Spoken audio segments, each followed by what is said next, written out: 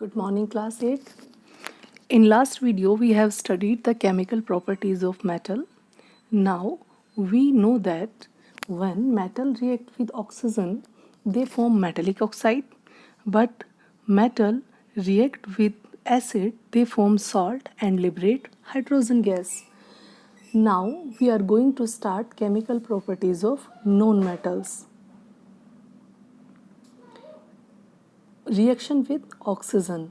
Known metal react with oxygen to form known metallic oxide. When sulfur is heated, it combines with oxygen to form sulfur dioxide. S plus O2 is equal to SO2.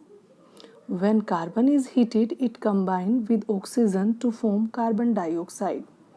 C plus O2 is equal to CO2. Metals ने जब react किया था oxygen के साथ में, उन्होंने metallic oxide बनाया था. यहाँ पर भी सेम है. नॉन मेटल्स जब रिएक्ट करेंगी ऑक्सीजन के साथ में तो वो भी मेटलिक ऑक्साइड बनाएंगी, like SO2 and CO2. SO2 means sulphur dioxide, CO2 means carbon dioxide. Reaction with water.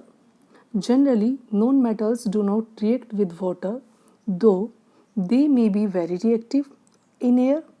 Such known metals are stored in water.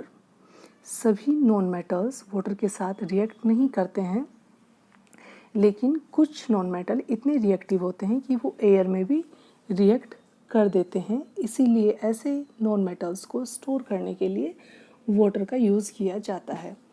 For example, phosphorus is very reactive non-metal. It catches fire if exposed to air. Phosphorus इतना ज़्यादा reactive होता है कि अगर इसे खुले में रख दिया जाए तो एयर के साथ में रिएक्ट करता है और एक एक्सप्लोजिव की तरह बिहेव करता है. To prevent the contact of phosphorus with atmospheric oxygen, it is stored in water. इसीलिए फॉस्फोरस को स्टोर करने के लिए वाटर का यूज़ किया जाता है, जिससे कि वो एटमॉस्फेरिक ऑक्सीजन के साथ रिएक्ट ना कर सके. Reaction with acids. Non metal generally do not react with acids. Non metals acids के साथ रिएक्ट नहीं करते हैं, लेकिन जब मेटल्स ने एसिड्स के साथ रिएक्ट किया था तब वहाँ पे सॉल्ट फॉर्म किया था और हाइड्रोजन गैस लिबरेट हुई थी. How do metals and non metals react. ये तो हमने आपको बताया कि मेटल्स और नॉन मेटल्स डिफरेंट कंडीशंस में रिएक्शंस देते हैं, लेकिन ये रिएक्शंस देते क्यों हैं ये हम डिटेल में अब आपको बताएंगे. Metals they lose electrons and become positive ions, so they are called electropositive element. सबसे पहले मेटल्स और नॉन मेटल्स ये सब किससे मिलकर बने होते हैं. ये सब एटम्स से मिलकर बने होते हैं. और एटम्स में किससे मिलकर बने होते हैं. एटम्स मिलकर बने होते हैं इलेक्ट्रॉन, प्रोटॉन और न्यूट्रॉन्स. ये सब आप 9th क्लास में जब आएंगे डिटेल में स्टडी करेंगे. यहाँ पर ये एडिशनल टॉपिक है, NCERT में गिवन नहीं है, लेकिन हम आपको बता रहे हैं ताकि आपको समय से पहले इन सब की नॉलेज हो जाए. तो जो मेटल्स होते हैं वो इलेक्ट्रॉन को लॉस कर देते हैं, इलेक्ट्रॉन्स निकाल देते हैं, जिससे उनके ऊपर पॉजिटिव चार्ज आ जाता है. इसीलिए उनको कहा है इलेक्ट्रोपॉजिटिव एलिमेंट. एक एग्जाम्पल से समझने की कोशिश करते हैं. The atomic number of sodium is 11. Sodium Na का एटॉमिक नंबर 11 है. It's electronic configuration is 281. अगर इसे शेल में डिवाइड करें 281 आता है configuration. It has 1 valence electron. Outer shell के अंदर जो इलेक्ट्रॉन है वो 1 है. इट मीन्स ये एक electron, it losses 1 electron and form a sodium ion Na. अब जैसे ही इस एक इलेक्ट्रॉन को ये खो देता है, लॉस कर देता है, तब इसके ऊपर पॉजिटिव चार्ज आ जाता है. Na is equal to Na plus 1 electron.